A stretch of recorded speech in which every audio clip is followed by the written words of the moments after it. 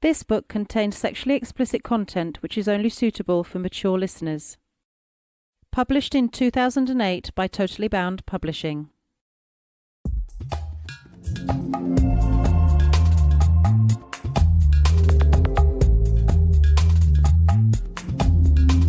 Erotic romance fiction from Totally Bound Publishing.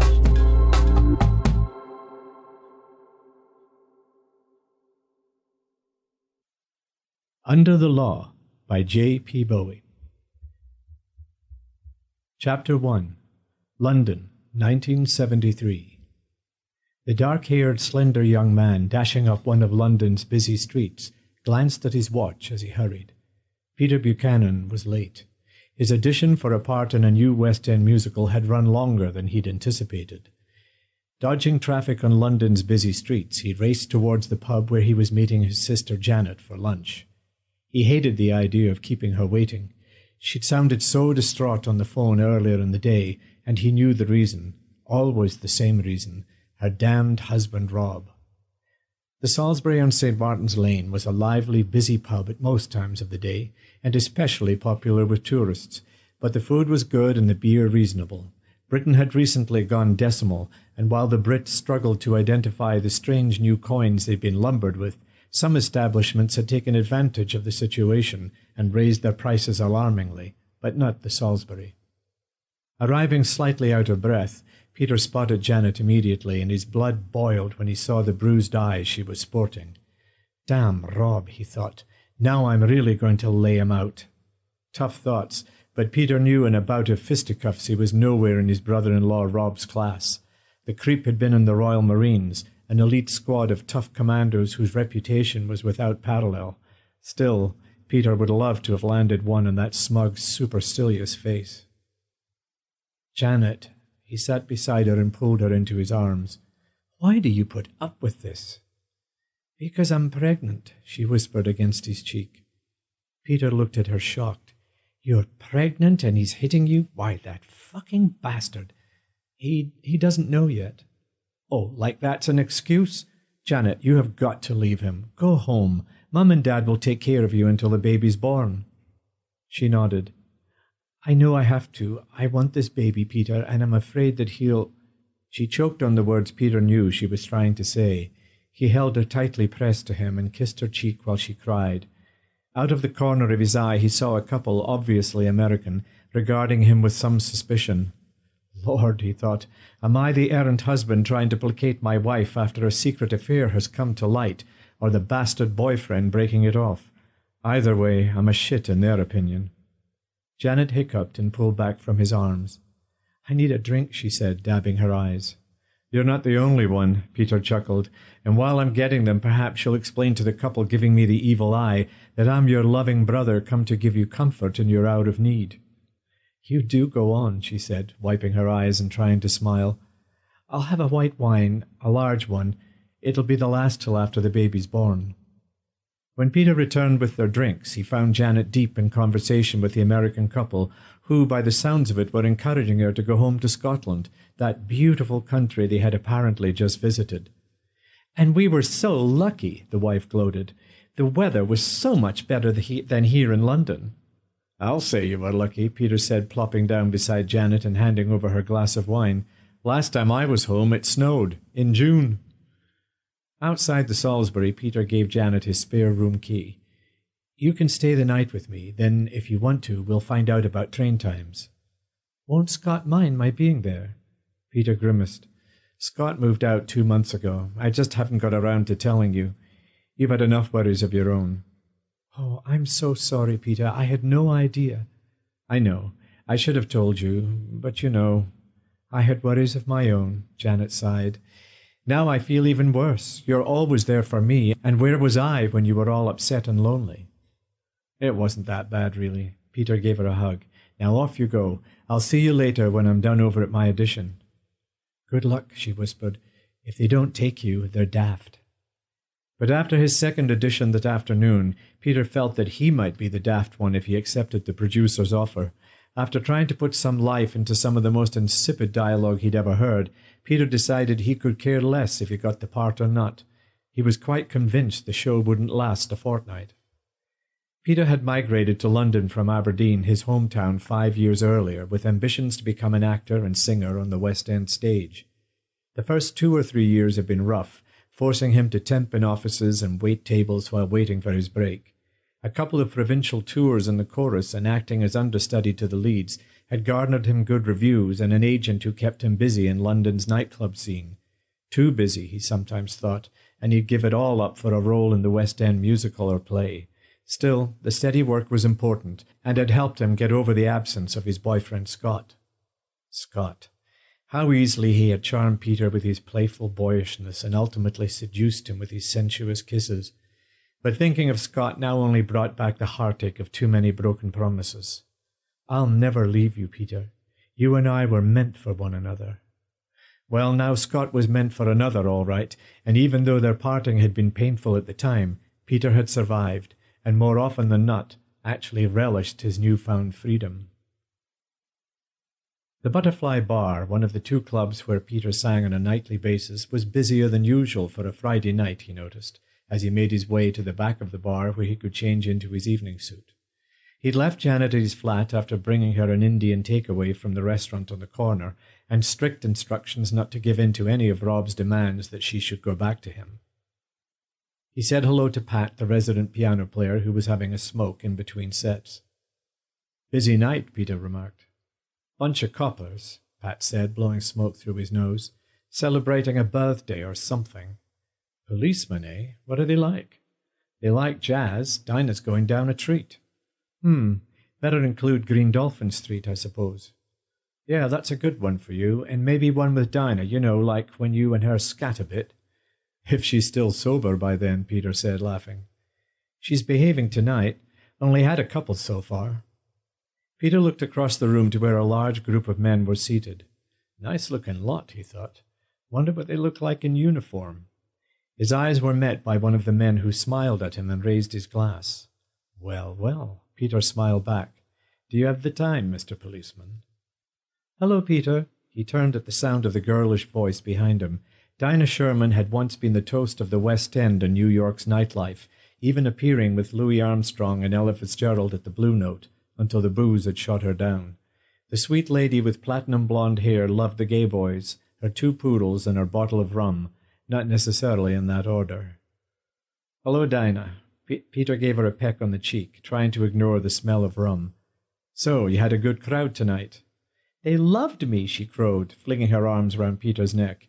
"We'll duet after your set, okay?" "Okay." Peter hoped she was still on her feet by then. He felt a tap on his shoulder and turned to find one of the waiters standing behind him, a drink on a tray. "The tall copper sent you this," he said. "Says to join them for a drink later." "Tell him I'll be delighted, if he'll let my mother out of jail." The waiter gaped at Peter. "Your mother's in jail?" "No, that was a joke, but tell him that anyway." Peter took the drink, then headed back to what was laughingly called the dressing room. It was a tiny storage room filled to the ceiling with boxes of restaurant supplies, no booze. That was kept under lock and key in case any of the waiters or performers got a little light-fingered. An even tinier space had been allocated for Peter and Dinah to hang their clothes and change. Peter was gentleman enough to give the space to Dinah while she got ready, but the lady always managed to be in there with him as soon as he dropped his trousers, like just then. "Hello again, Dinah." Her eyes lingered over Peter's jockey-clad bulge. "I was thinking we could do Lady is a Tramp as our duet," she cooed. "Do you know it?" "Yes, I know it. We did it last week, remember?" "Oh," she giggled. "That's right. Silly of me." Peter sighed and pulled off his shirt. "You do know I'm gay, don't you, Dinah?" She giggled again. "Of course I know, but you can't stop me from dreaming." The fact that she was old enough to be his mother didn't seem to faze her either, but Peter was too kind to mention that. He slipped on the bright red silk shirt he was wearing for the show. "What do you think?" he asked. "Honey, you'd look good in my father's hand-me-downs, or even better, in nothing at all." She reached behind him and patted his bottom. "Ooh!" She shivered dramatically. "Get your trousers on before I get the idea you're trying to seduce me." Peter chuckled, zipping up his trousers. He gave himself a quick check in the mirror, then followed Dinah across the club floor as she got ready to introduce him. Grabbing the mic, she cooed, Ladies and gentlemen, it's time for you to sit back and enjoy the vocal stylings of the man with the golden voice. Let's hear it from Mr. Peter Buchanan. The group of police officers gave Peter a good hand as he walked on stage carrying his microphone and the drink one of them had sent him. He raised the glass to the table. "Cheers," he exclaimed, then launched into his opening number, For Once in My Life. His set went well, and he couldn't help but notice that the man who'd smiled at him earlier seemed to be thoroughly enjoying every song, even going so far as to shush the other men if they started talking. Then Dinah arrived, a little unsteady on her dainty feet. "Isn't he wonderful?" she gushed. "Let's have a big hand for my favorite man, Peter Buchanan." The band played the intro for the duet, and off they went, Dinah leaning heavily on Peter for physical and vocal support.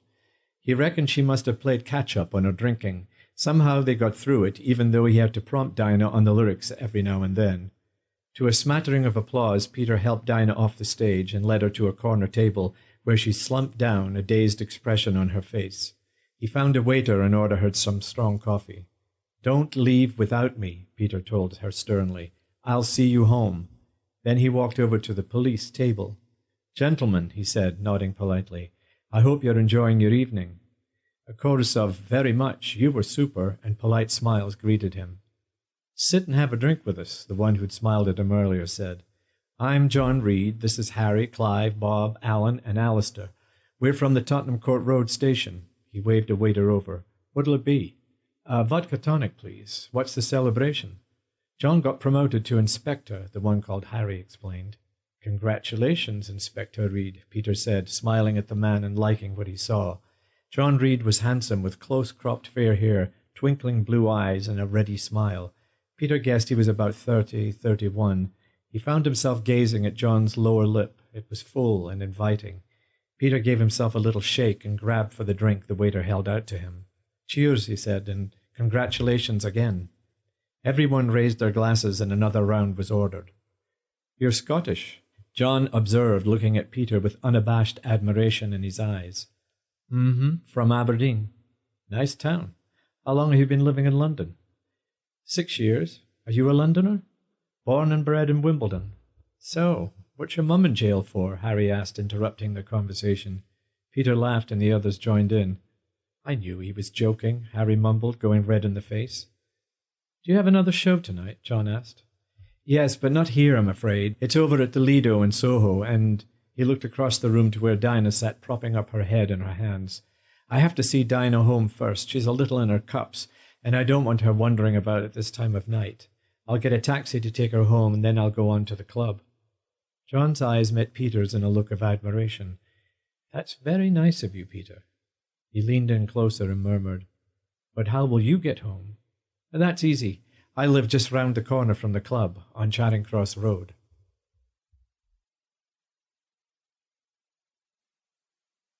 Chapter 2. Lord, Peter thought as he leaned back against the taxi seat with some relief after dropping off Dinah. What a day and night! The only bright spot so far had been in meeting Inspector John Reed. He hadn't missed the obvious message in the policeman's eyes, and he hoped John had seen that Peter liked him too. Still, a copper. Problems there for sure. Better put that one right out of your little head, he told himself. But I wouldn't mind giving him a little head. It was a dead night at the Lido Club. Located on Frith Street, just off Old Compton Street, it was generally a lively spot, picking up some patrons from Ronnie Scott's jazz club after they closed for the night. But for some reason, there were few people about as Peter got out of the taxi and ran down the long flight of stairs that took him into the dimly lit, smoky club. He'd been performing there for over a year, and he didn't mind the place since it happened to be within walking distance from his flat. Even late at night, he'd never had a problem getting home from this notoriously seedy part of the West End. After saying hello to the trio, he ran to the men's room and tidied up. Some of Dinah's face powder was evident on his jacket lapel, and his hair needed combing. He sighed as he gazed at his reflection in the pockmarked mirror and hummed a few bars of "There's Got to Be Something Better Than This." Denny Forbes, the comedian who preceded him, had seen him come in and was starting to introduce him, eager to get away from the non-receptive audience. "No place for the wicked," Peter muttered, straightening his jacket and walking on stage, all smiles. Grabbing the mic from Denny, he was about to start his first song when he spotted John Reed sitting by himself at a corner table. Well, well, maybe there would be something better than this after all. His set finished, he wandered over to where John sat, a big smile on his face. "Hello again," Peter said, sitting opposite him. "This is a nice surprise." John's smile got even bigger. "I think I'm becoming your #1 fan. You're really very good, you know." "Thank you." Peter returned his smile with a shy one of his own. "I'm trying not to blush." Their eyes met, and to Peter's amazement John covered his hand with his own. "I wouldn't have thought you guilty of false modesty." He squeezed Peter's hand gently, and Peter did blush as his cock hardened at the other man's touch. John's hand was dry and warm, strong. Peter shivered as a sudden vision of John's naked body pressed to his flashed into his mind. "Oh, my God, control yourself." "I ordered you a drink," John said, still holding Peter's hand. "You don't have to get me drunk, you know." "That's good." He looked up and released Peter's hand as the waiter arrived with the drink. "But I think I need one right about now." Peter chuckled and took a long sip. He winked at John. "You're a man of many surprises, aren't you?" "How so?" "Well, sending me drinks, showing up here alone, holding my hand, which, by the way, feels very nice." "Yes, it does." John's smile was slow and sexy. "Can I surprise you some more with a confession?" "I can't wait." "I think you are the most attractive man I have ever met." "Now I really am blushing," Peter said, laughing. "I mean it. Those green eyes of yours are a distinct turn-on." "Well, thank you." Peter reached across the table and touched John's fingers. "So, what happens now?" "Don't you live just round the corner?" "Inspector," Peter laughed, "what are you suggesting?" John grinned at him and ran his fingertips over the back of Peter's hand, sending shivers all through the young man's body. "I think you're not that naive." "No, I'm not." Then his smile faded as he remembered. "Damn." "What's wrong?" "My sister. Oh, shit. She's staying the night. Her bastard husband has been smacking her around. She's pregnant and—" "Wait." John leaned across the table, staring into Peter's eyes, his own now hard and cold. "Has she reported this to the police? Beating up a pregnant woman, any woman for that matter, is a criminal offense." "Believe me, John, I've tried to get her to go to the police. She won't hear of it. The sad thing is she still loves the oaf." John shook his head. "At times I've heard that one. And now that I've remembered her and feeling like a complete shit for not doing so earlier, I have to go." Peter rose from the table. "I'm sorry about this, John." "I'll walk you home." "Oh, there's no need." "Yes, there is." He gave Peter a quick smile. "And don't ever argue with the law." "Sorry, Ossifer," Peter joked. John threw some pound notes onto the table. "Let's go." Peter had to admit it felt good having John's tall, wide-shouldered presence striding along at his side as they made their way through the darkened streets. He stole occasional glances at the handsome man and smiled to himself. Damn, but John was attractive. "So you walk this every night?" John asked. "Uh-huh. I've never had an escort before." That wasn't exactly true, as Scott used to sometimes meet him at the Lido and walk back home with him, in the days when Scott cared enough to do that. "These streets can get rowdy some nights." "Yes, I've been lucky, I suppose," Peter remarked. "A friend of mine was chased up Charing Cross Road one night by a knife-waving thug." John chuckled. "And what do you suppose your friend did to deserve that kind of attention?" "Ah, well, he wouldn't say exactly, but knowing Terry, it was probably something quite outrageous." "Here we are," Peter said as they stopped at an imposing oak door with Victorian carvings. He pulled his door key from his jacket pocket. "I'm sorry I can't ask you up." "So am I." John produced a notepad from inside his coat. "What's your phone number?" He scribbled down the number Peter gave him, then stowed the pad back into his pocket. "Can we step inside for a moment or two? I'd like to say good night properly." Peter's hand trembled from anticipation as he inserted the key into the lock.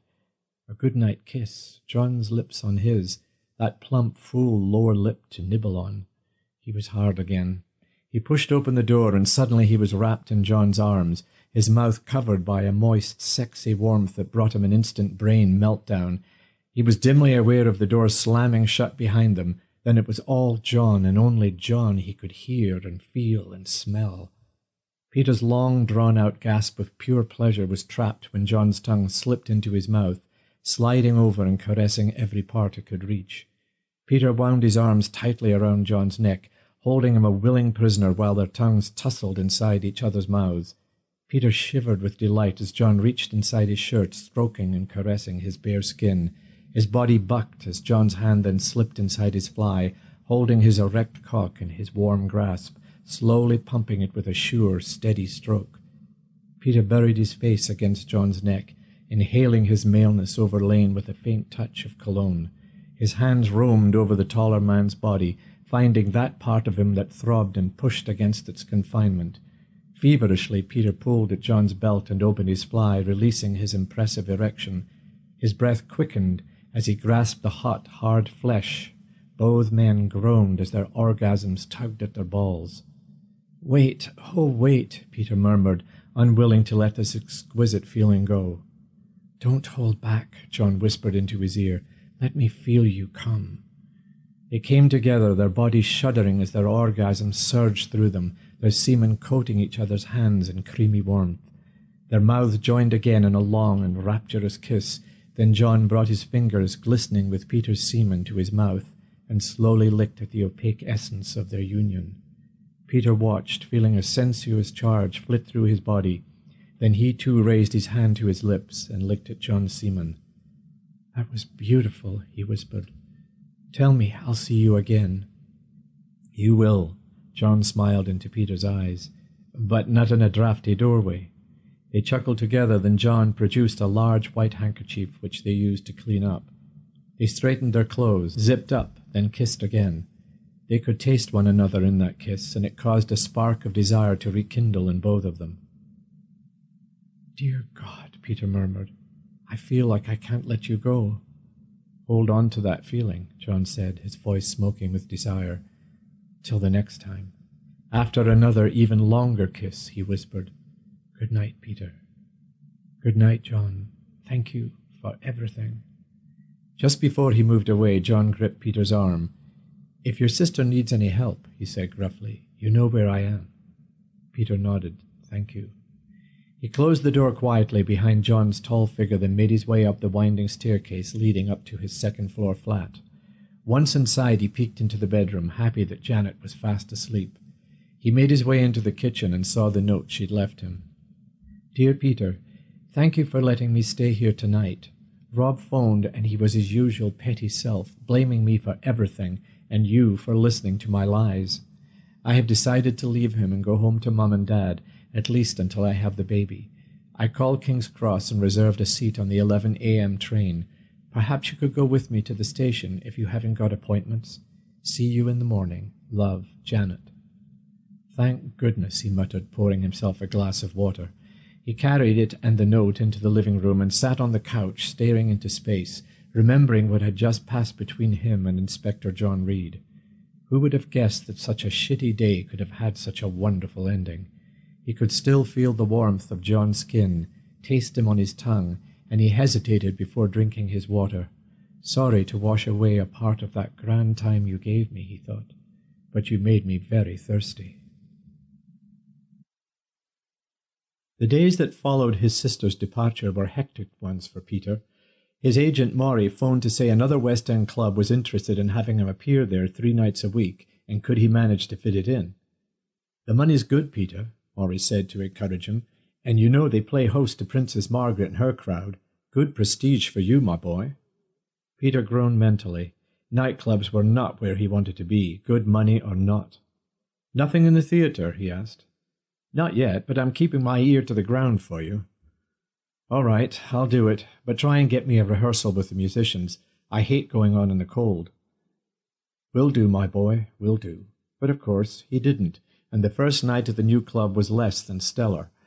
Peter left there in a bad mood, blaming himself more than anyone else, but nevertheless disappointed that it had not gone better. He had to admit, too, that part of his bad mood was due to the fact that he had not had the promised phone call from John. He tried to tell himself a policeman's life was a busy one, particularly for John as he'd just been promoted. He'd get around to phoning eventually. Still, Peter's mood got progressively worse as he turned onto Old Compton Street and saw Rob, his brother-in-law, standing on the corner of Frith Street, obviously waiting for him. "Oh, no," he groaned. "Just what I don't need tonight." "Peter!" Rob marched straight up to him, his face a scowling mask. "Sorry, Rob, I'm late for my set at the Lido." "Too fucking bad," Rob snarled, catching Peter by the arm. "You're going to call that sister of yours and tell her to come back where she belongs. Your mother won't let me talk to her." "I'll do no such thing," Peter seethed, twisting from Rob's grip. "She's better off without you." Peter glared at the other man for a moment. "You know, I should punch your lights out for what you've done to Janet. She's pregnant, you bastard, and you were still slapping her around." "You're threatening me?" Rob laughed in Peter's face. "You little poofter. You think I'm scared of you? What are you going to do, hit me with your handbag?" "No, with this." Peter punched Rob squarely on his chin, sending the other man reeling backwards, more from surprise than the force of the blow. Peter held his fist with his other hand. "Ow, that hurt." "Not as much as this will," Rob said through gritted teeth, and punched Peter in the face. Peter went down on his bottom, wincing from the blow, then from the vicious kicks Rob delivered to his ribs. "Hey, stop that!" Peter was aware of a woman's voice raised in anger. "You bloody bully!" He looked up to see Dinah flailing away at Rob with her fists and feet. "Get off me, you old bag!" Rob yelled, but by then a group of people had gathered and started shouting at Rob to leave the poor old lady alone. "Old lady, old lady!" Dinah screeched her outrage and delivered another kick, narrowly missing Rob's balls. "Piss off!" he roared, taking to his heels amid laughter from the crowd. "You can all piss off too," Dinah told them, bending over to help Peter to his feet. "You all right, love? Ooh, you're going to have a nasty bruise on your cheek." "I'll have to borrow some of your pan-stick," Peter joked, trying to sound better than he felt. That bastard had really hurt his ribs. "Who is he, anyway?" Dinah asked as they walked slowly towards the Lido Club. "My brother-in-law, believe it or not. Janet left him last week, and he wanted me to phone her and tell her to go back to him. Stupid arsehole, as if I would after what he's done." "He's a bad egg," Dinah muttered. "I'll buy you a drink when we get inside, love." Peter felt completely deflated as he sat listening to Denny the comedian vainly trying to amuse a crowd of mostly retired school teachers out for their annual night out on the town. His less-than-clean jokes just weren't doing it for the ladies who sat thin-lipped and disapproving through his entire set. "Take my wife, please." Silence. "If she lived in India, she'd be sacred," he declared gamely. Once more silence reigned supreme. Cutting his losses, Denny quickly introduced Dinah, rolling his eyes at her as he handed her the mic. Poor Dinah didn't fare much better. Her platinum hair and sparkly dress drew sniffs of displeasure from the frosty crones. Dinah did not help matters by asking at one point if she should phone for the undertakers. "Thanks, Dinah," Peter groaned as he prepared to go on. His face and ribs were still throbbing from Rob's vicious attack. His head ached, and he felt more like puking than singing. Who the hell said the show must go on? As he took the mic from Dinah, his head buzzed, and he staggered, dizzied for the moment by the pain. He fell to his knees, holding his side. "Oh, how disgusting," he heard one old biddy say. "He's drunk." "He's not drunk," Dinah yelled at the startled women. "He got beaten up outside." "I'll take care of this." The strong, deep voice at his side made Peter look up through pain-filled eyes. "John," he gasped. "Come on, let me help you up, Peter." Before the amazed eyes of everyone in the room, John lifted Peter into his arms and carried him off the stage. "Bet you've never seen anything like that before in your miserable old lives," Dinah taunted the women's group. "Old bitches," she added under her breath. The band quickly launched into a rendition of There's No Business Like Show Business. John carried Peter to a deserted corner of the room and laid him down on a bench. He called over a waiter and asked for some ice and a damp cloth and a large brandy. Gently he smoothed back Peter's hair from his forehead and gazed into his eyes with a worried look. "Who did this to you?" "My brother-in-law, but I punched him first." "The swine kicked him when he was down," Dinah said, peering over John's shoulder. "Got him in the ribs." John frowned. "You should be at the hospital, Peter. He could have cracked a couple of your ribs." "I'll be fine, but thanks for what you did. I really don't think I could have got up by myself." "You shouldn't have even tried to go on." He took the cloth and ice from the waiter and laid it on Peter's cheekbone. We need to have your ribs x-rayed. No, really, I'll be all right. Please don't argue. I'm taking you over to Charing Cross Hospital as soon as you can stand up. He smiled down at Peter. My car's outside, at your disposal. Ooh, Peter, Diana exclaimed as John lifted him to his feet. Fancy you being taken away by the police. 3 hours later, John and Peter left the hospital, Peter's ribs securely strapped up, but with the good news that only one had a hairline crack and would heal quickly if he was careful and rested. Well, John said ruefully as he helped Peter into the car, there go my carnal intentions of ravaging your body tonight. Oh, Peter gave him a cheeky grin. And just who was going to give you permission to sully my honour, Inspector Reed? I was hoping you would. Come on now, he added as he settled himself beside Peter. You know you want it. Peter laughed and winced as his ribs reminded him of what had happened to him. Ouch, he mumbled, holding his side. Okay, no more jokes. Jokes? John looked at him with mock affront. Jokes? Stop it, Peter choked. You're killing me. Sorry. He pulled away from the curb and drove towards Peter's flat. I'll just see you safely indoors. Safe with you, Peter teased him. How safe is that? John gave him a look that was at once both tender and serious. Very safe, Peter. Peter covered John's hand with his own. Thank you. I've missed you since our too short time together. I've thought of you often. Yes, things have been rough since I took over at the station. There's a lot of catching up to do, but that doesn't mean I haven't been thinking of you. You said you'd phone. That's why I came to the club tonight. It seemed a better idea than just phoning to say, sorry I haven't phoned. I'm glad you did. There was no parking allowed outside Peter's flat, so they drove around for a bit until they found an empty space 2 streets away. I could carry you, John offered. Peter chuckled. As much as I would love that, and for all my jealous friends to see it, I really think I should walk. I'll be fine. He did let John help him up the stairs as the climb proved difficult. You need to take those painkillers as soon as you get inside, John said, his arm around Peter. No argument there, Peter said, panting slightly. Come on in. Nice place, John said, looking around. How's your sister, by the way? Better, now that she's away from that arsehole of a husband. I'll get you some water, then you can take those tablets. Peter carefully eased himself onto the couch as John disappeared into the kitchen. He smiled up at John as he came back with a glass of water.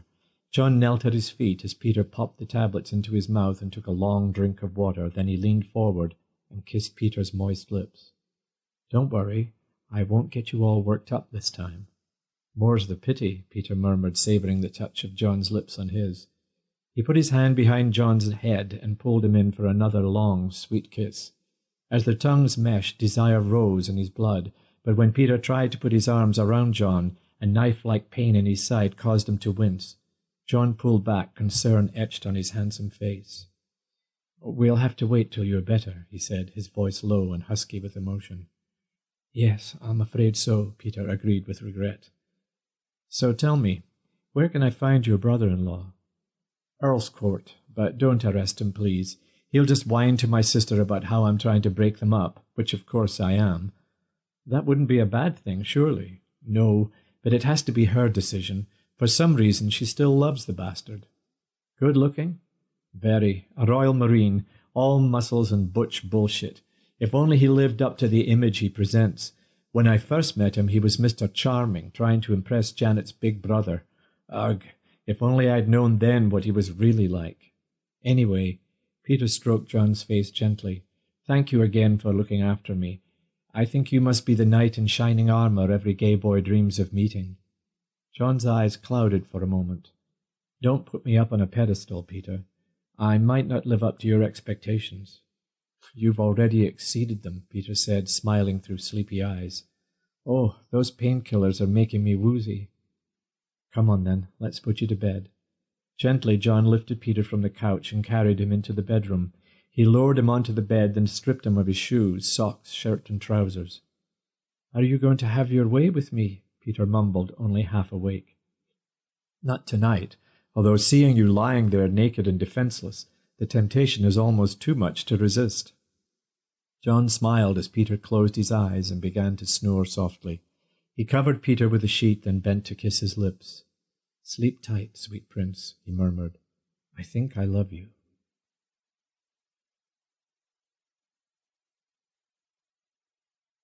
Chapter 3. Peter woke the next morning feeling like he'd been hit by a 10-ton lorry.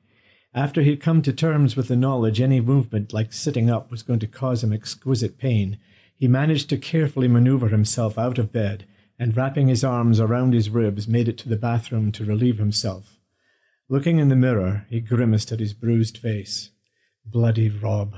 The bastard had put him out of work for several days by the looks of things. Not only that, he had completely wrecked his chance of making love to John last night. The phone rang, making him jump, then wince as pain spiked his rib cage. "Damn," he muttered, limping across the bedroom to pick up his phone. "Hello? It's John. How are you feeling?" "Better, thanks." "Liar," John chuckled. "I know the day after is nearly always the worst. How are the ribs?" "Sore. Thanks for seeing me home last night, and sorry you didn't get to ravish me like you wanted to." "You mean like you wanted me to?" "Touché, Inspector. Where are you?" "At the police station. We had an IRA alert early this morning. Turned out to be a false alarm, but it got the boys out of bed faster than they like." "Why don't you stop by when you get off duty?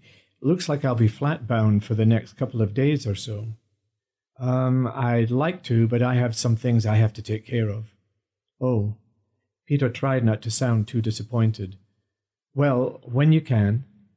"Maybe tomorrow, but I'll phone you first." Peter put down the phone, a strange empty feeling in the pit of his stomach. He really would have liked to have seen John. There was something so secure about him, something that made Peter feel safe and wanted. A wanted man. Isn't that what policemen went after? Smiling a little at his silly joke, he padded into the kitchen to make himself a cup of tea. Later he phoned home to see how Janet was doing up in Aberdeen. "She's pining for that idiot she married," his father told him.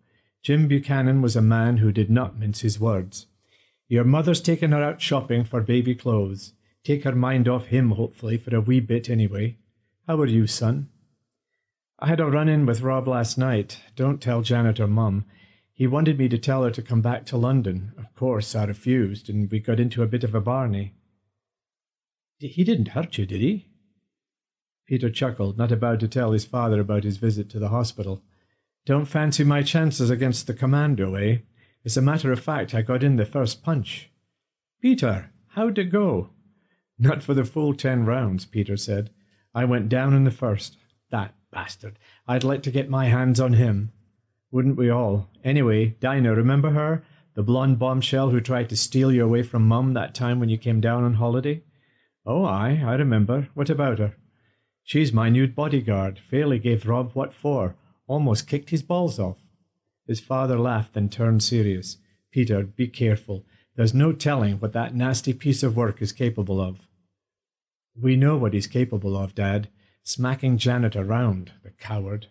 "Aye, well, she's not going back to him if I have anything to do about it."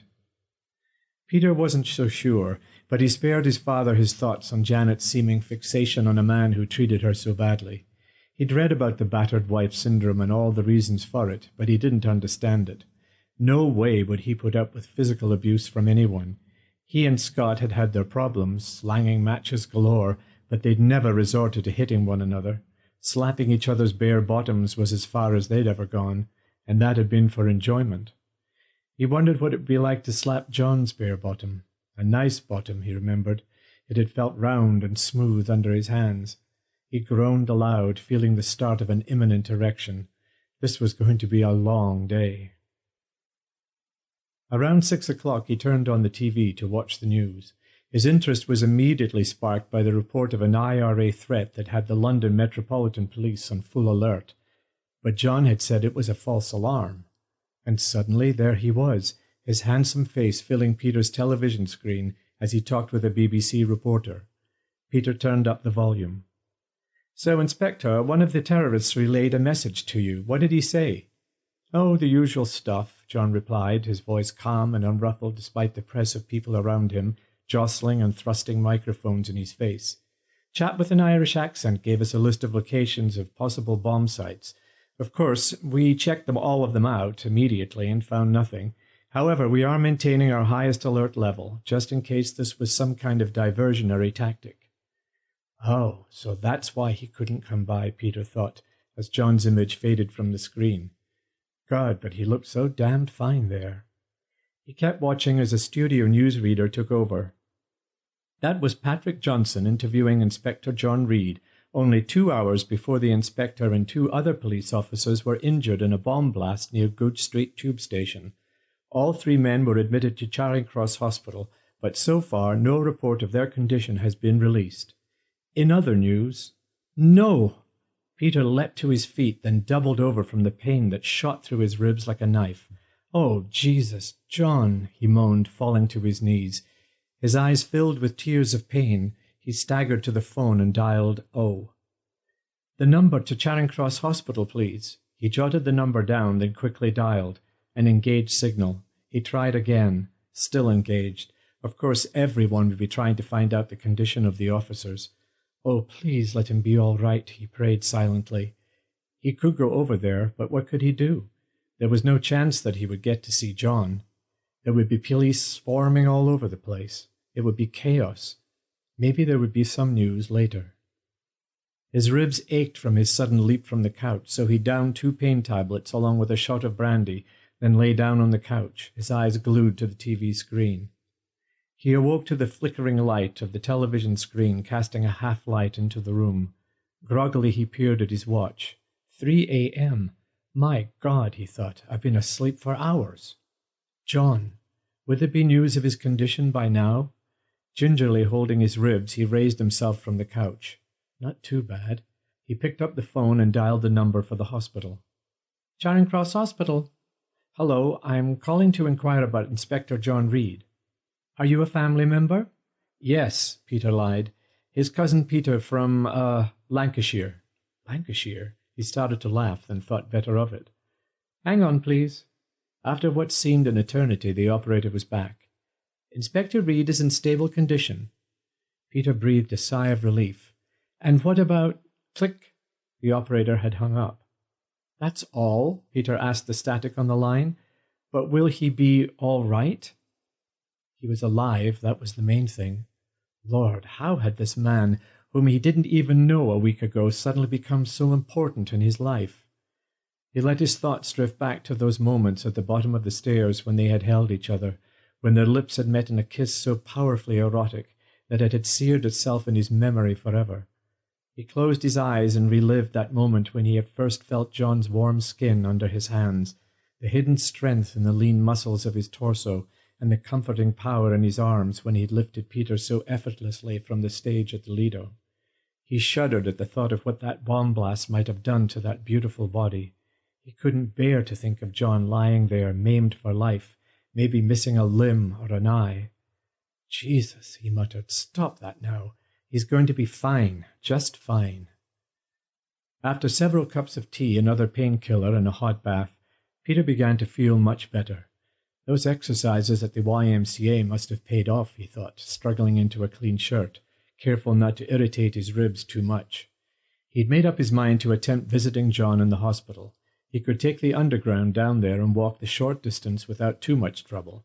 If he couldn't see him, then at least he might be able to leave a message saying he'd pop by, just to say hello. His ribs ached slightly as he got off the tube and walked across the street to the hospital entrance. As he had expected, there were police and reporters mingled with the regular stream of outpatients and visitors swarming in and out of the doors. He let himself be caught in the crowd and was soon inside the cavernous, people-packed registration hall. He decided it was probably better if he didn't risk being told he couldn't see John, so he wandered over to the ward directory and scanned the list of options.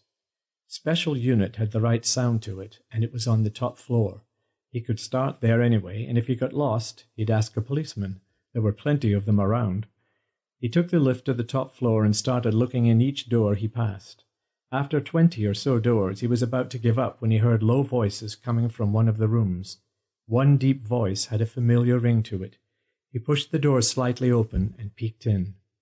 His breath caught in his throat as he saw John, propped up in bed, his hand being held by a very attractive dark-haired woman who gazed lovingly into his eyes. Peter stepped back quickly before he could be seen. Oh, shit. It had never, not for one moment, occurred to him that John might be married. But why not? Loads of gay guys got married, and in the police force it was probably expected. Fool around in your own time as long as you go back to the little woman at the end of the day. Peter's shoulders slumped with despair and disappointment. That's the end of that, he thought. At least I know he's okay. Hello, Peter, isn't it?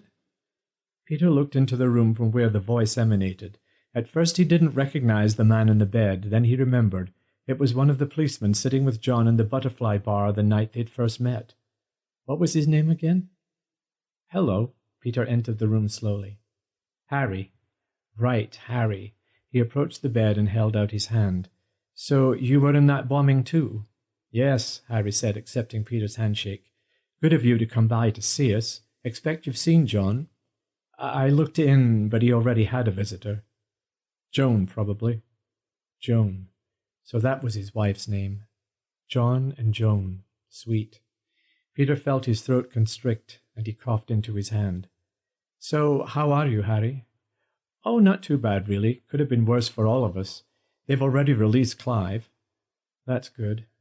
He looked behind him as a smiling-faced woman bustled in, carrying a fruit tray.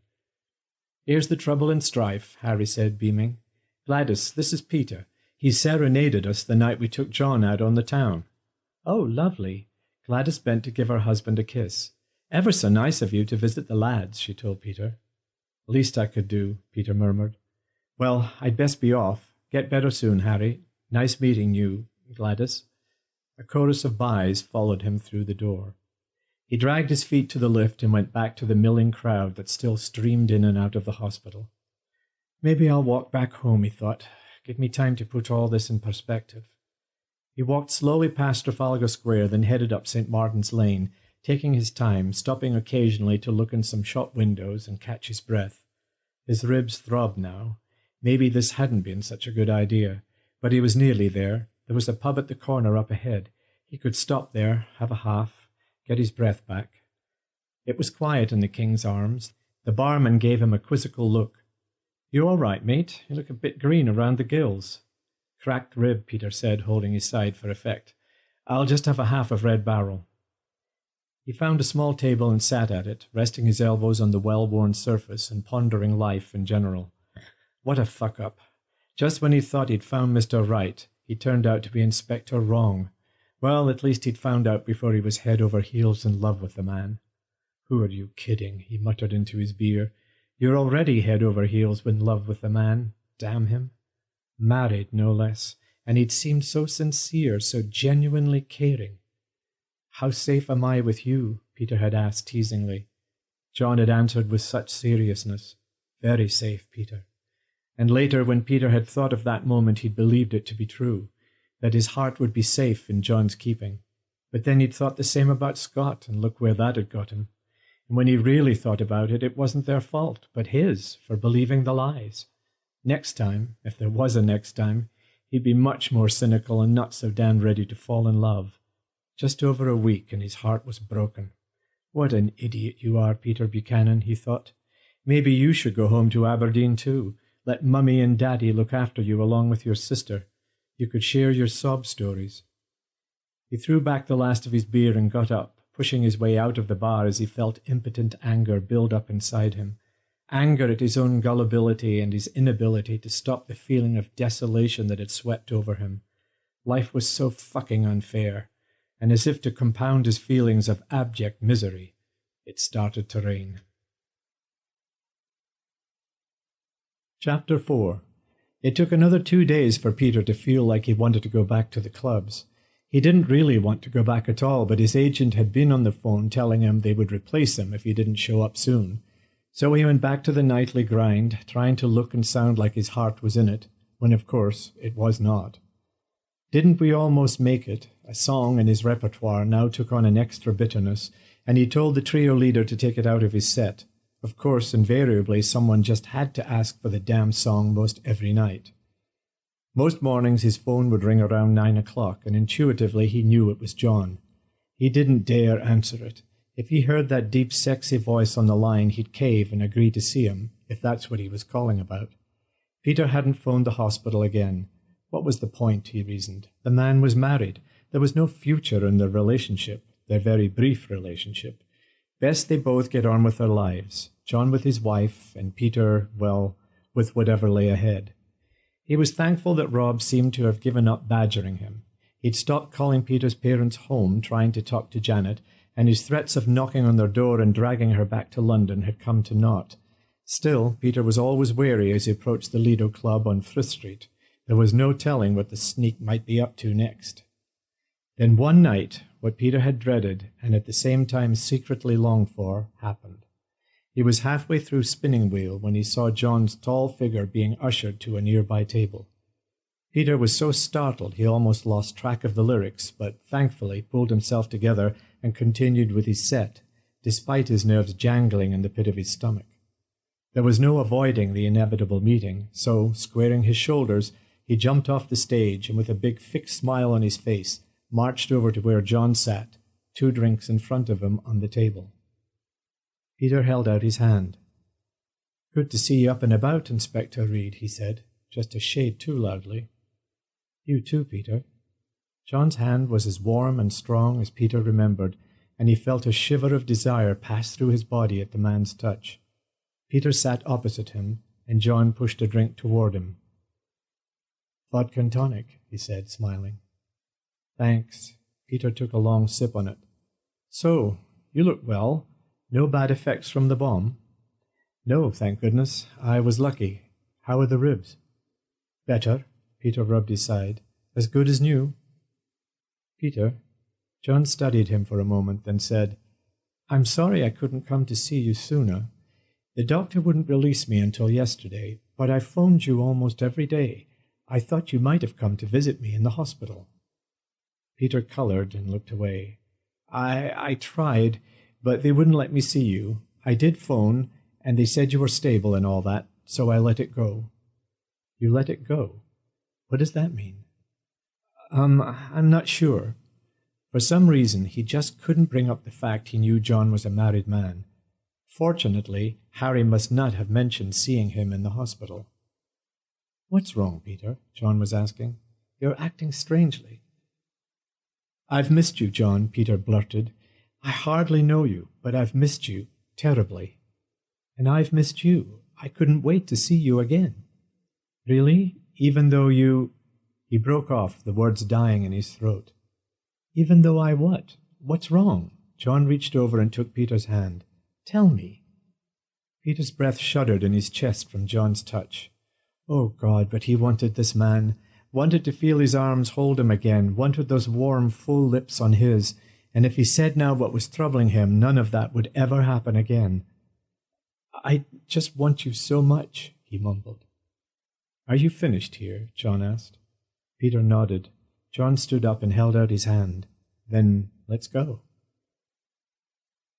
For a long moment after Peter had closed the door to his flat behind them, he and John simply stood gazing into one another's eyes.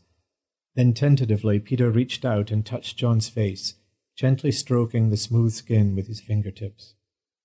"I've longed for this moment," he murmured. "You have no idea how much I have longed for this. Just to be alone with you here." He slipped John's jacket over his shoulders and flung it to one side.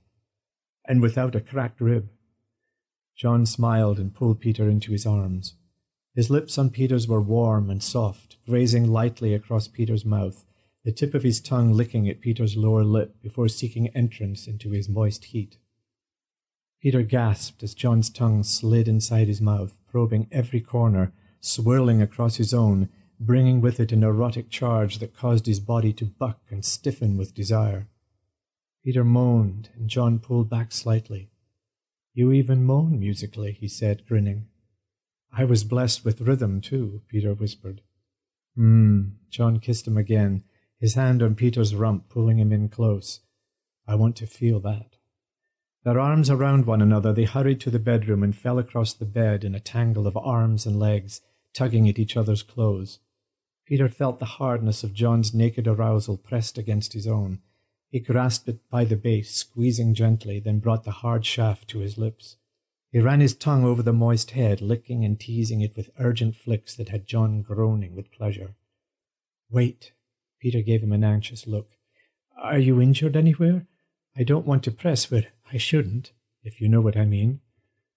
Just a couple of burns on my shoulder. Here. He pointed to a reddish area on his skin, then gave Peter a shy smile. You can kiss it better if you like. I like. Peter touched John's shoulder gently with his lips. Thank God you weren't badly injured. When I heard the news report, I was devastated. Well, let's forget about that, shall we? John murmured. The best moments of my day are happening right now. You're all I care about. His lips found Peter's, his tongue gliding sensually over Peter's soft palate. Peter's breath quickened in his chest, and his heart raced from the sheer eroticism of John's kiss. His hand grasped John's erection, and he scooted down so that he could take it back into his mouth. John shifted position, his lips tracing a path over Peter's torso, until with an audible sigh of pleasure he took Peter's hard cock into his mouth. Peter's body spasmed as he felt John's lips close around his erection. John's hands cupping Peter's bottom pulled him in closer, deeper into his mouth. Peter could taste the juice that spilled from John's cock, and it sent his senses on fire. He wanted it all in his mouth. He wanted to feel John come over his tongue, to taste his essence.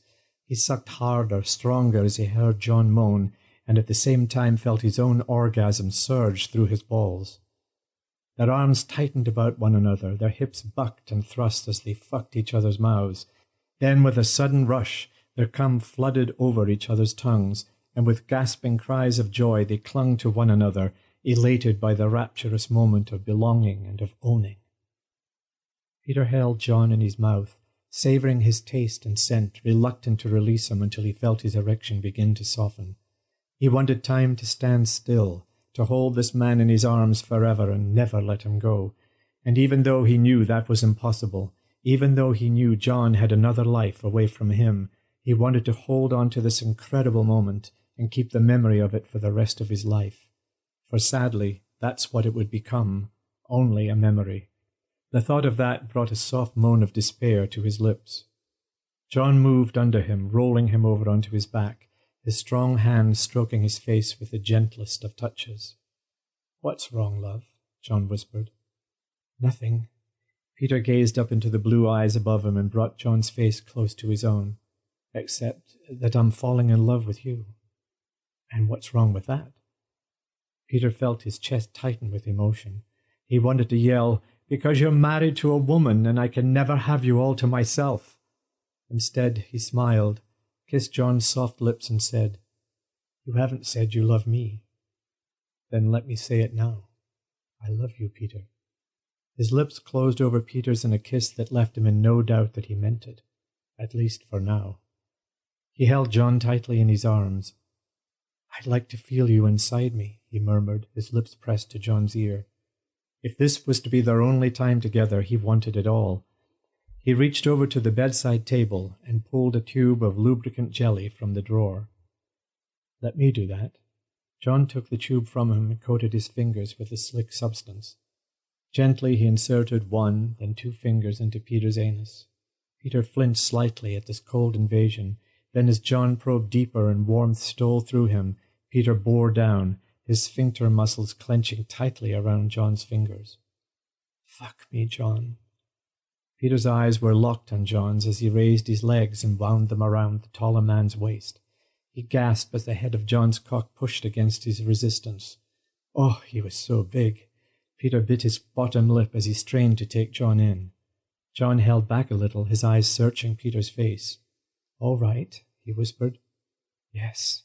Peter lifted his hips to meet the downward thrust of John's pelvis. Then, oh yes, glorious.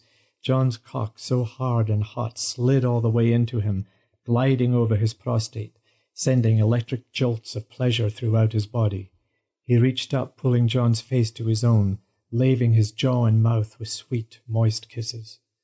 I love you, John. I love you, he cried as John pounded into him. His cock slid in and out with such force Peter was sure he wouldn't be able to sit down for a week. At that moment he couldn't have cared less. This was what he wanted, what he would remember forever, even after. He didn't want to think of that now. John was here, was fucking him, and was his. He raised himself up in John's arms, meeting every thrust with a buck of his hips, his lips fastened onto John's right nipple, sucking, licking, nibbling. "I'm coming," John groaned, and Peter exulted, grabbing his own hard cock and bringing himself to the brink. As he felt John's hot semen surge into him, he cried out, hugging the bigger man to him and writhing beneath him as his own orgasm overtook him. "John!" he shouted before his lips were taken in a kiss that seared itself into his brain and left him spent, breathless, and completely in love. "Oh, John," he murmured, kissing the hard, warm shoulder pressed to his chest. John's weight on him was like a welcome shelter, and he stroked and caressed the smooth skin under his hands. "Beautiful," John murmured, raising his head to look at Peter. "Yes, you are. You, silly. You have the most beautiful green eyes I've seen on any man." He stroked Peter's dark hair and kissed the tip of his nose, smiling as Peter snuggled into his arms. For a while they were content to simply lie there quietly together, each man basking in the sweet afterglow of their love-making. "Will you stay?" Peter asked after a while. "Sorry, can't. Duty calls, my boy." "At this time of night?" "At any time of night or day." He tapped Peter on the chin. "Something you'll have to get used to, if you know what I mean." If only that was all it was, Peter thought. I could get very used to it. Aloud he said, "Will I see you tomorrow?" John smiled down at him. "What's it worth, then?" Peter stared up into John's blue eyes. "Everything I've got." "Then I'll be here." They kissed again and again, and soon desire overtook them once more. Duty called, but right then John's duty was to keep Peter happy. Chapter 5. Next morning Peter awoke to the sound of the phone ringing. "Damn," he muttered, and almost ignored it. He wanted to lie there in the warmth of his bed and relive these wonderful hours he'd spent with John. But better answer it. It might be John. "Peter," it was his agent Maury. "There's a new show going into the Palace," he said in his usual vague way. "Something about Victorians. They want a baritone voice for one of the parts. Not sure which one. You interested?" "Of course," Peter replied with some impatience. Hadn't he told him to send him any West End shows? "All right, I'll let them know you'll be there. Oh, it's this morning at 10:30. "What? Ye gods, Maury, a little notice would have been good." "Well, it's just down the street from you. Good luck." "Damn again," Peter muttered, banging down the phone. He hurried to the bathroom and started to fill the tub. An hour to get himself ready and warmed up. He'd wanted to have a leisurely morning, basking in the glow of his evening with John. After he'd left, Peter had thought through all the possibilities for keeping their relationship going. So John was married. He obviously wasn't happy, or he wouldn't be looking for sex elsewhere, would he? But his wife had looked lovely, and there had been love between them. Peter had been able to see that, even at a distance. As he sank into the tub, he asked himself if he really wanted to get between John and his wife. Figuratively speaking, of course. There were enough problems in most relationships without the added tension of having to lurk about in the shadows, not going places together in case they were seen, never meeting each other's friends. But their time together had been so wonderful, and even though it would be better if he nipped this in the bud and told John he couldn't see him any more, he just didn't know if he would ever find the strength to go through with it. When Peter arrived at the theatre, slightly out of breath from the gallop down Charing Cross Road, he was surprised to see very few people waiting to audition. "Not much of a turnout," he remarked to the stage manager as he gave him his name. "Private only this morning," the man told him with a friendly grin. "The peons will be here this afternoon. What are you singing, by the way? I overheard them saying they want to hear up-tempo numbers." "Oh, thanks. I won't do Some Enchanted Evening, then. I don't want them falling asleep." He pulled out his music for Show Me from My Fair Lady. "This might be the ticket." "They're calling names alphabetically, so you're on first. Off you go, and good luck." "You're Peter Buchanan?" a disembodied voice from the stalls asked. "That's me," Peter replied, smiling and handing his music to the pianist. It wasn't Brian, more's the pity. He could rely on Brian to play anything well. He walked down stage as the pianist fumbled through the introduction. Fortunately, Peter knew the song well enough to go it alone if he had to, so he launched into the chorus, ignoring all the wrong chords behind him. "Nice, Peter," the voice called out when he'd finished with a resounding "Show me now," taking the last note high and clear. Do you have a ballad? Yes. Is Some Enchanted Evening all right? Lovely. The pianist managed a passable intro for the verse, and Peter gave the song everything he had. Very nice, Peter. Can you stay behind? Yes, of course. Good. We'll talk to you after we've heard the others. Thanks. Peter walked off stage, and the stage manager announced the next hopeful. Peter wandered backstage and found a step to sit on while he listened to his competition. Some good, some not very good. By the end of the morning, the producers had only asked 5 singers to stay behind. Then they called them all on stage. Gentlemen, thank you for waiting. The producer climbed up onto the stage and smiled at them. What we're looking for is a good blend of 4 voices. Peter left the theatre in fair spirits. He could tell the producer liked him, and although he'd have to wait a couple of days for their decision, he felt quite confident that they would choose him. Then he could only hope for a long run and good money so he could give up some of the club work. He wondered if John had phoned him while he auditioned. He'd said they would get together at some point in the day, but he wasn't sure what his schedule would be. Peter told himself to be patient and make the most of what they could have together, if only for the short time he knew they had. Peter! He turned to see Don Hamilton, an actor he'd worked with in a show a few years ago, waving from the other side of the street. Fancy a coffee? Love to, Peter said, smiling. He liked Don. They'd gotten along famously during the show's run and had kept in touch ever since. Come on, then. Stockpot's round the corner. Peter darted across the busy street and found himself enveloped in Don's arms. Long time no see, Don said, laughing. Saw you coming out of the palace. You up for something, then? I auditioned for a new show, something Victorian. No title yet. They're still working on the book. Oh, one of those, eh? Don't hold your breath. The town's full of these would-be producers these days. It sounded promising. Well, good. Here we are. They entered the tiny cafe and sat at a table by the window. Watch the world go by, Don said as they sat down. So, how have you been? Just fine. Yourself?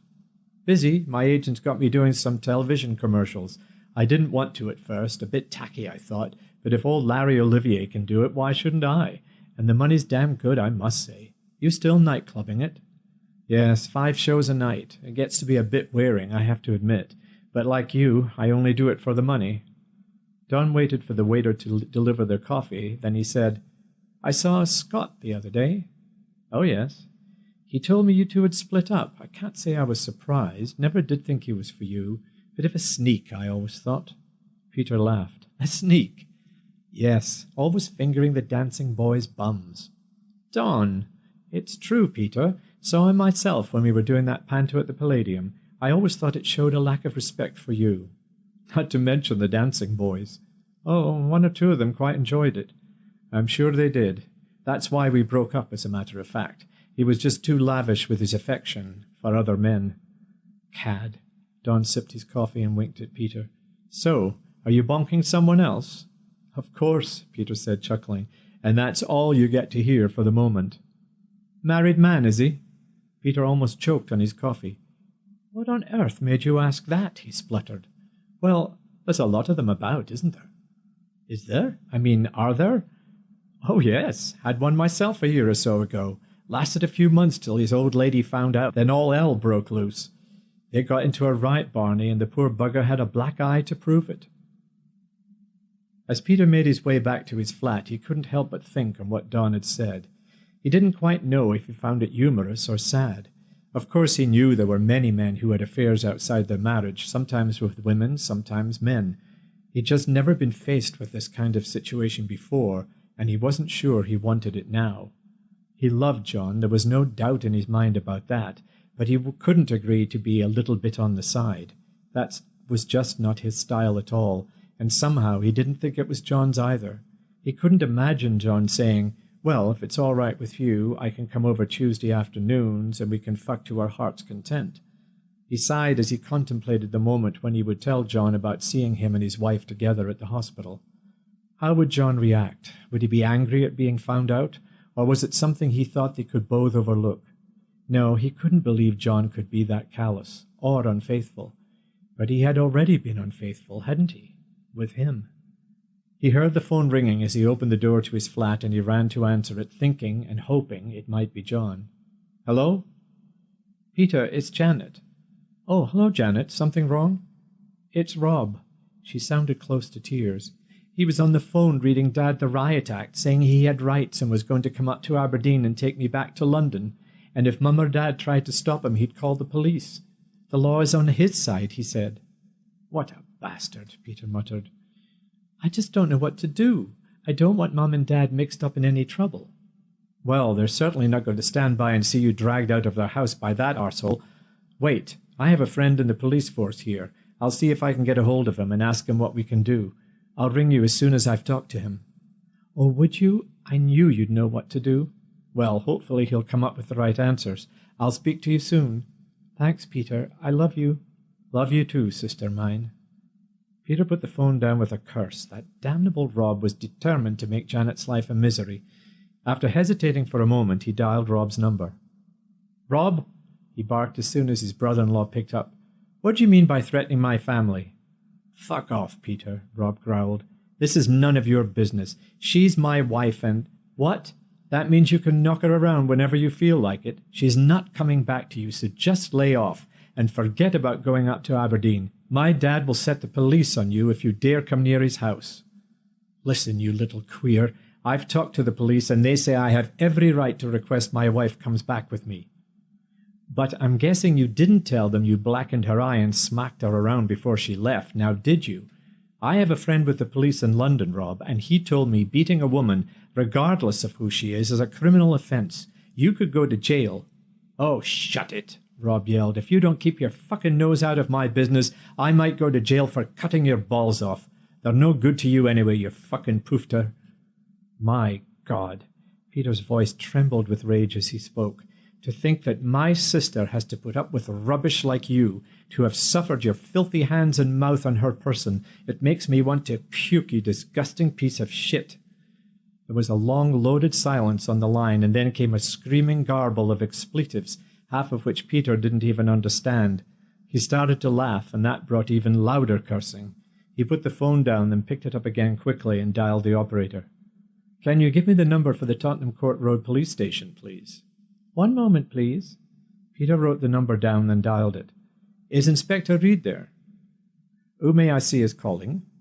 "Peter Buchanan." "One moment. Putting you through, sir." "Peter." John's deep voice was slightly coloured by concern. "I called you earlier."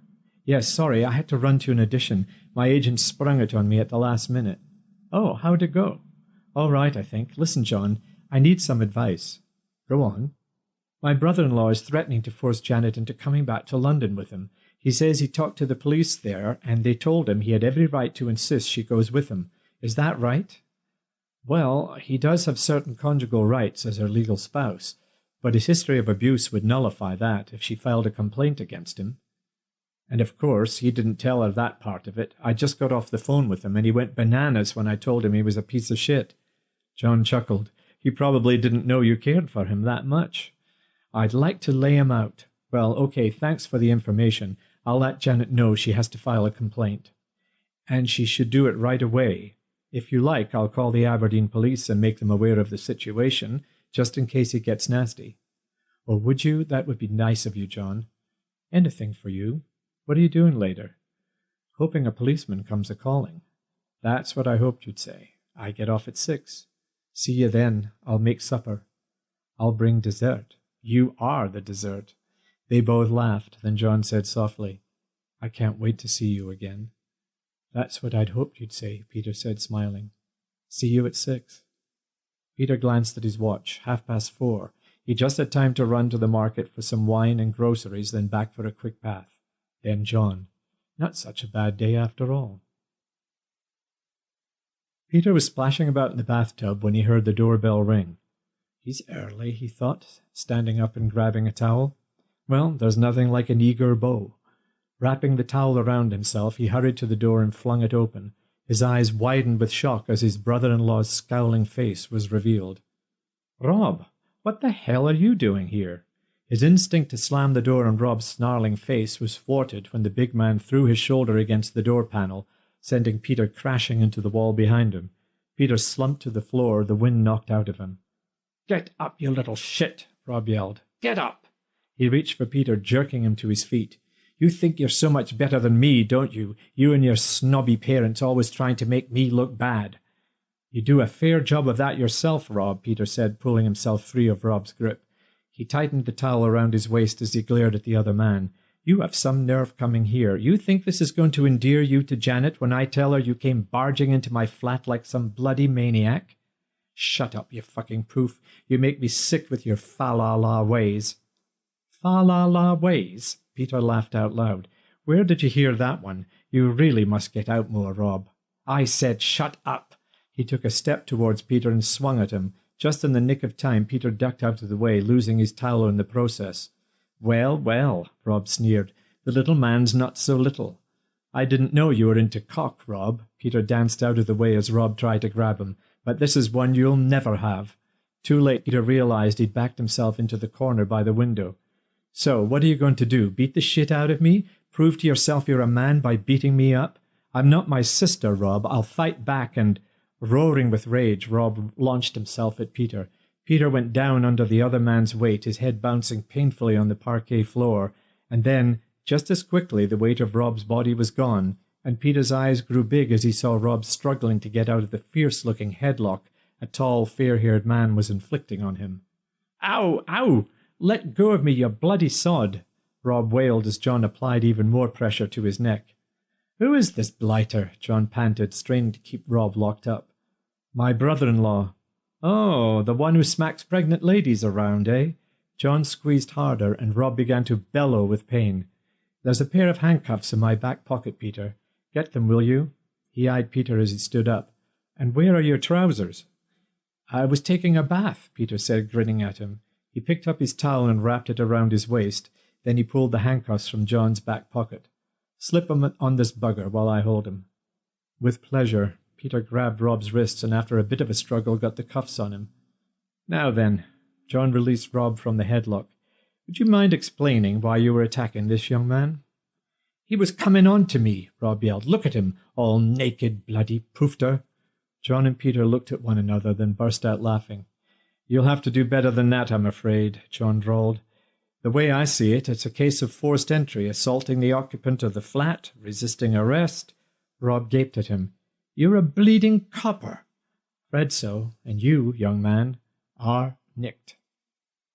"What do you mean?" Rob snarled. "I mean I did a little background check on you, Robert MacLeod, recently moved to London from East Lothian. You have a probation officer who's been looking for you for several weeks." "What?" Peter gasped. John nodded. "Seems your errant brother-in-law got into a little scrape with the law a few months ago. Receiving stolen goods was the charge. Lucky bugger got probation in lieu of a jail sentence. But he hasn't been keeping his end of the bargain, so it's back behind bars you go. This time we'll add attempted bodily harm to the charges, Mr. MacLeod." Rob glared at Peter. "Janet's going to love you for this. When I get through telling her what you are, what you did—" "Oh, shut up, Rob," Peter snapped. "With any luck, she'll never want to talk to you again. Not when she finds out that on top of all the other heinous things you are, you're a damn petty thief as well." "Come on, chum." John took Rob by the arm and marched him from the room. He turned and winked at Peter, then mouthed, "See you later."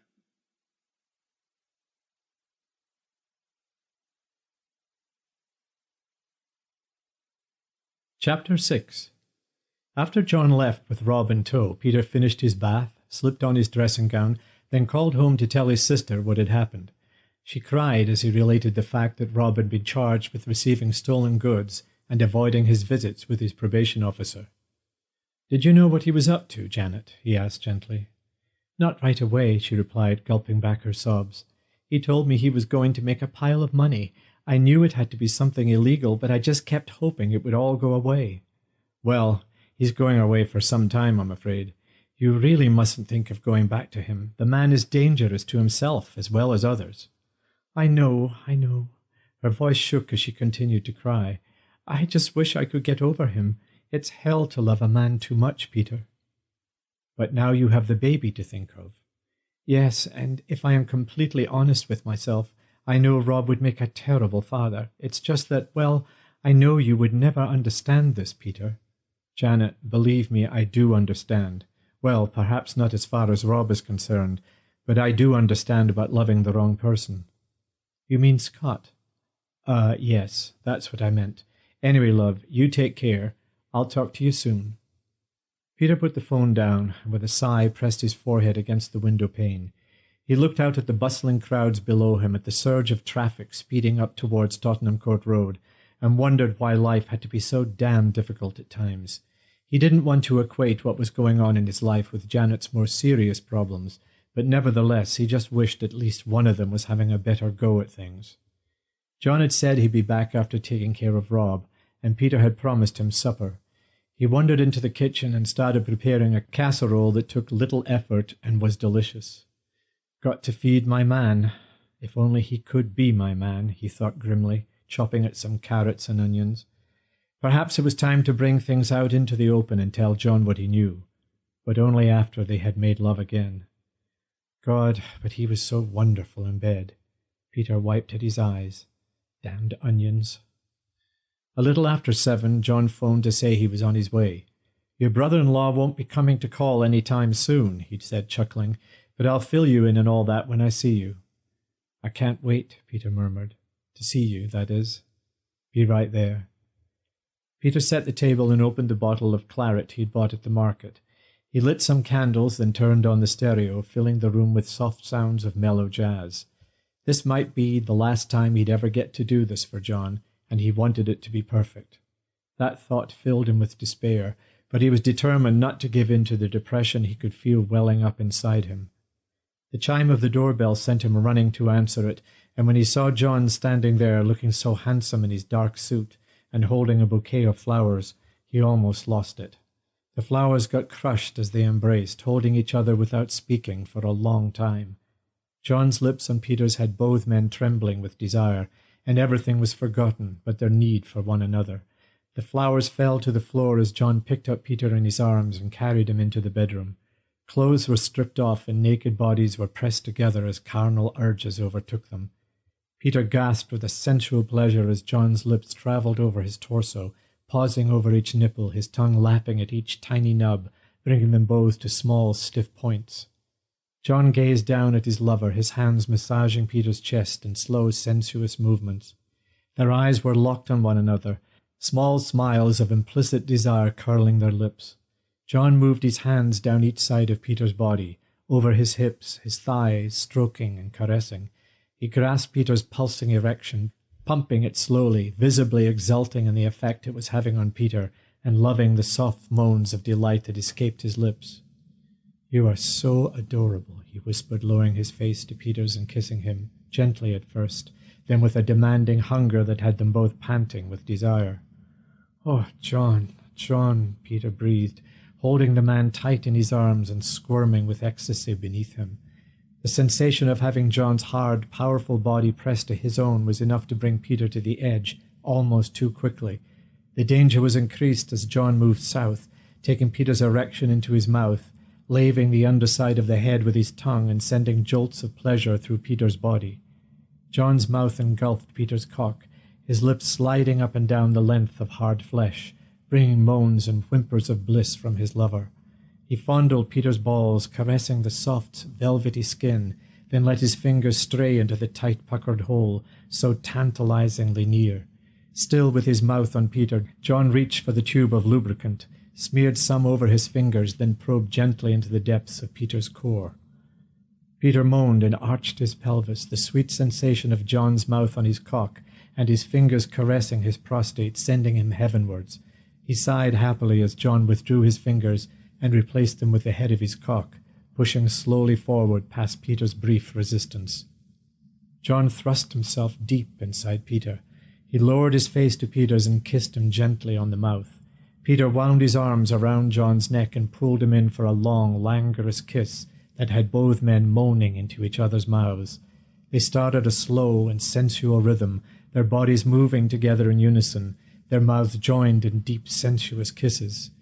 Peter cupped John's bottom, pulling him in even deeper, while his fingers stroked the puckered hole he could feel deep in the cleft between John's buttocks. He pushed gently, and John moaned into Peter's mouth at this added sensation. His body stiffened, his hips thrust harder, faster, carrying Peter into an almost overwhelming tumult of emotion. His legs tightened round John's torso, his pelvis arched upward, giving John even greater access to the silky heat within him. A deeper thrust, and Peter felt his orgasm rush through him. Thick white cum shot from him, coating both their bodies and splashing onto his chin. John groaned as his own climax neared. Peter clung to him, covering his mouth and face with kisses as his body shuddered and bucked under the force of his ejaculation. Both men cried out as he came, Peter writhing in rapture as he felt John's hot seed pour into him. Ah, Jesus! John fell gently on top of Peter, covering the smaller man's body with his own, holding him as if he would never let him go, which was exactly what Peter yearned for. "I love you," he whispered. "I love you too," John replied, and at that moment Peter believed it to be true. He lay in John's arms, sheltered in the warm glow of what had just passed between them. John's lips touched his cheek, and he turned to smile at the man who had made love to him so sweetly and passionately. "You're wonderful," Peter whispered, snuggling into John's arms. He loved this moment almost as much as when they were making love. To lie here in this warm shelter was something that had been missing from his relationship with Scott.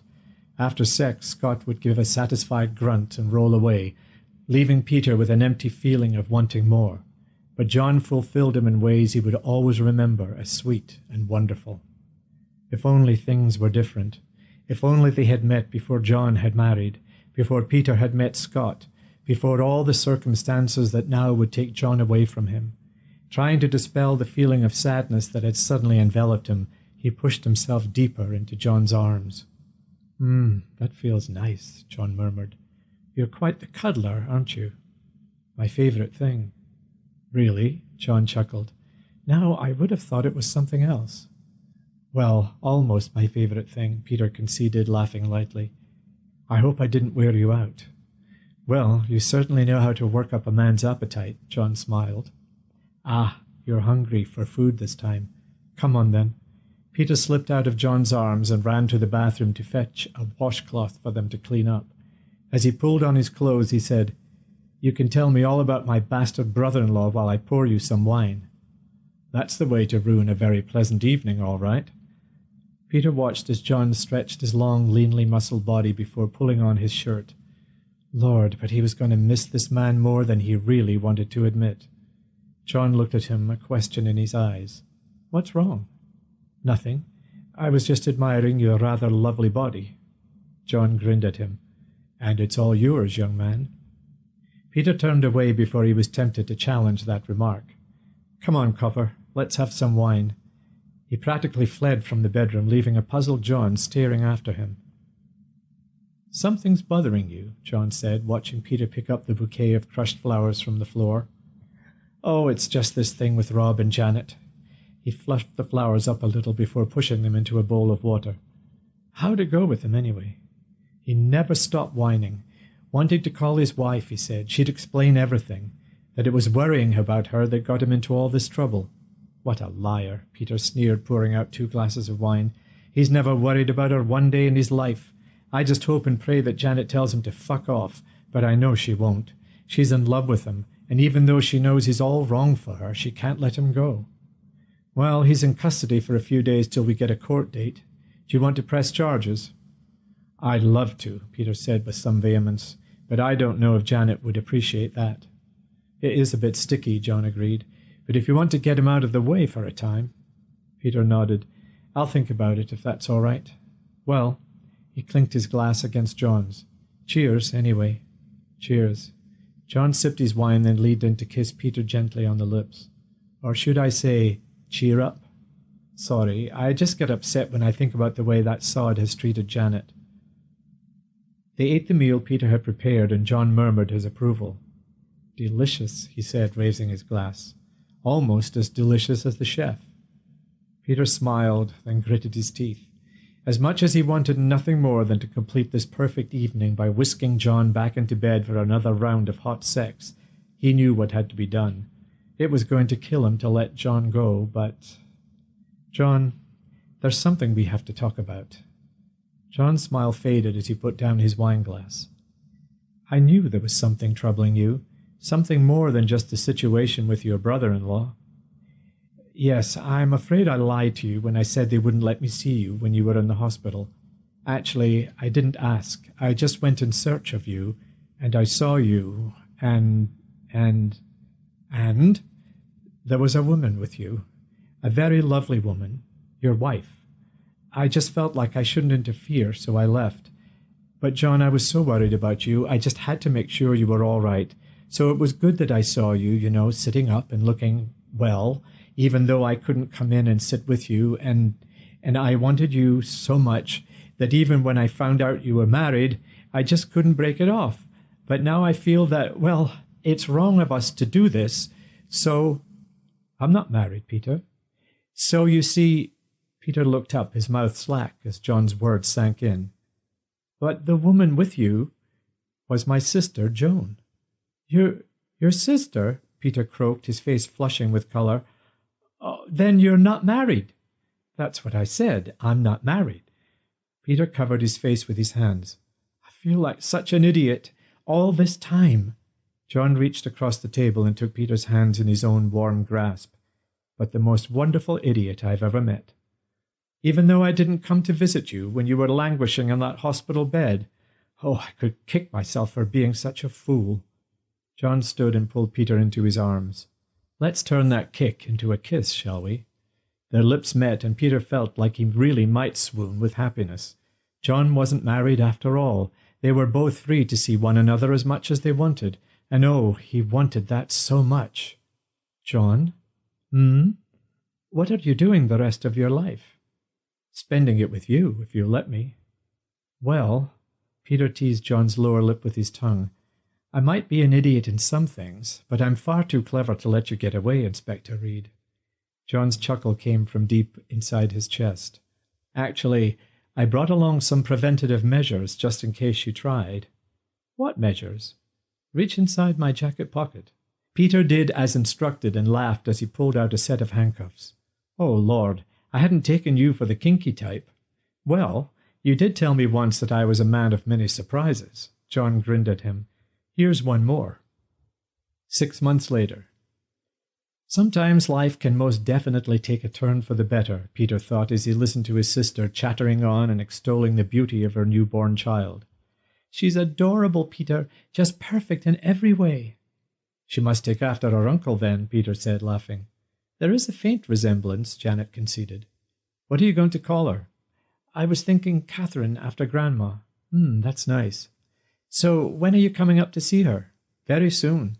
John and I are working on getting some time off together. I've got a week off from the show before we go on tour, and John has masses of holiday time he's never used. I can't wait to meet him. Mum said he sounded lovely on the phone. Peter chuckled. I can assure you he's even lovelier in person. He hesitated for a moment before saying, I hope that husband of yours has been keeping his distance. Don't worry, Janet said. I haven't heard from him since he got out, and I've started divorce procedures. The solicitor said it would be fairly easy, considering everything. Peter could hear the sadness in her voice.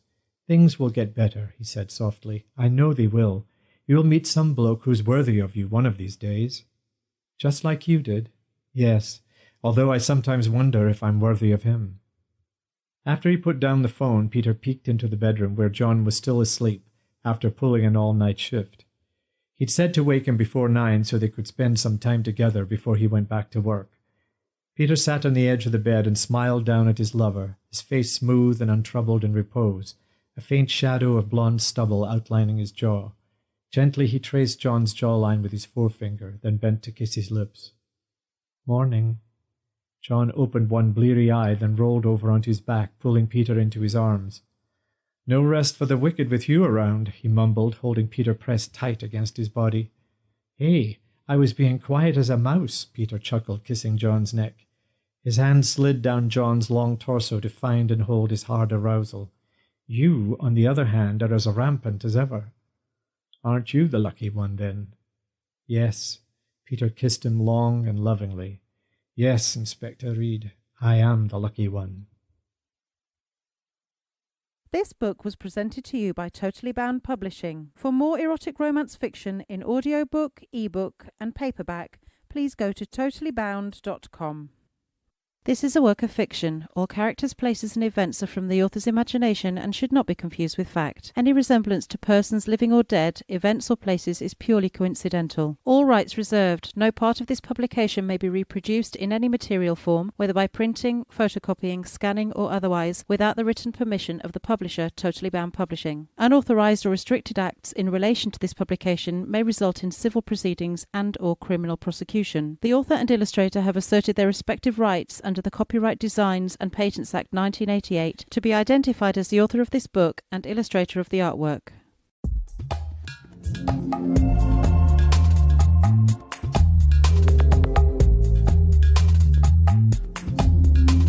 Erotic romance fiction from Totally Bound Publishing.